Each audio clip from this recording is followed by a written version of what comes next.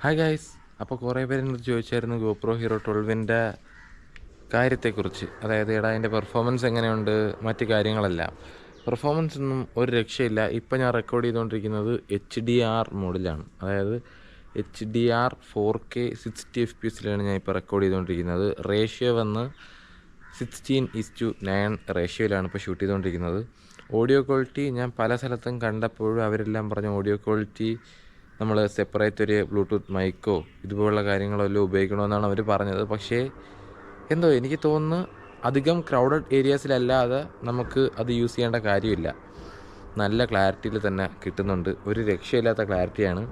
Wide രീതിയിലുള്ള footage എല്ലാം കിടിലം. ഒരു രക്ഷയില്ലാത്ത ഫുട്ടേജ്. HDR ആയിക്കോട്ടെ. ലോകം എന്ന് പറയുന്ന ആ ഒരു ഇതെന്ന് പറയുമ്പം ഇതിൽ നമുക്ക് 5.3K അറ്റ് 60 FPS വരെ നമുക്ക് ഷൂട്ട് ചെയ്യാം. ലോഗ് എന്നുകൊണ്ട് ഉദ്ദേശിക്കുന്നതെന്ന് പറഞ്ഞാൽ കളർ ഗ്രേഡ് നല്ലോണം ചെയ്യുന്ന ആൾക്കാർക്ക് ആ ഒരു ഓപ്ഷൻ ചെയ്യാം. ഞാൻ അധികം കളർ ഗ്രേഡ് ഒന്നും ചെയ്യാതെയാണ് ഞാൻ വീഡിയോസൊക്കെ അപ്ലോഡ് ചെയ്യുന്നത്. സോ ഞാൻ സ്റ്റാൻഡേർഡിലും HDRലും ഇട്ടാണ് വീഡിയോസ് അപ്ലോഡ് ചെയ്യുന്നത്, വീഡിയോസ് ഷൂട്ട് ചെയ്യുന്നത്. ഭയങ്കര ക്ലാരിറ്റിയാണ്, ഒരു രക്ഷയില്ലാത്ത ക്ലാരിറ്റിയാണ്. ലോ ലൈറ്റിംഗ് കണ്ടീഷനിൽ മാത്രം ചെറിയ ഡള്ള്. അത് പിന്നെ നിങ്ങൾക്ക് അറിയാമല്ലോ, GoPro Hero 12 എന്ന് പറയുന്നത് ലോ ലൈറ്റിൽ പെർഫോമൻസ് കുറവായിരിക്കും. Because it is an action camera.